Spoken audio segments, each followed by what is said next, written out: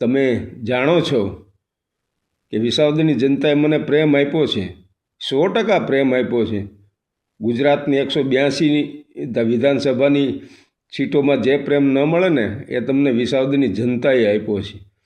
પણ તમે આપના જૂના કાર્યકરને, જે સક્રિય કાર્યકરો છે, રાત દિવસ મહેનત કરી છે, એ તમને પ્રશ્ન ઉઠાવે તો જાહેરમાં અપમાનિત કરવા, એના અવાજ નહીં સાંભળવો, એનો ફોન નહીં ઉપાડવો.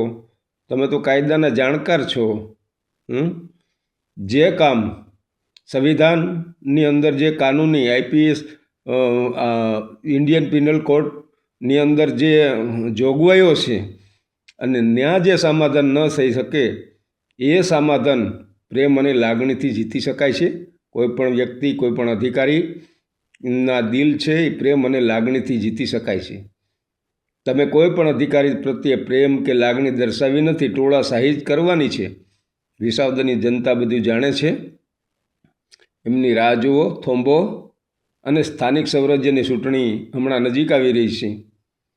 તો વિસાવદરની જનતા શાણી છે, એ સમજે છે કે તમને ધારાસભ્ય બનાવ્યા પછી તમે કામ નથી કરી ગયા, તો સ્થાનિક સ્વરાજ્યની ચૂંટણીમાં તમારા ઉમેદવારોને મત આપીને તમે ઉપર તો રાજ્ય સરકાર અને કેન્દ્ર સરકાર જે પાર્ટીની હોય એ ઉમેદવાર ચૂંટાય તો સારી કામગીરી થઈ શકે. પણ આપણે તો ધારાસભ્ય હોવા છતાં કામગીરી નથી કરી, તો સ્થાનિક સ્વરાજ્યની અંદર તમારા ઉમેદવારોને છૂટીને તમે શું કામગીરી કરી શકવાના છો? તાલુકાનો વિકાસ રૂંધાઈ રહે છે. દરેક તાલુકાની અંદર તમે જે ધારો છો એવું હોતું નથી ને. એ તો વાવી એવું લણવું પડે, કર્મનો સિદ્ધાંત છે. આપે બીજા ઉપર જે જૂતાનો ઘા કર્યો હતો તો આપણે 2-3 વાર ખાવો પડ્યો. આ કર્મનો સિદ્ધાંત છે.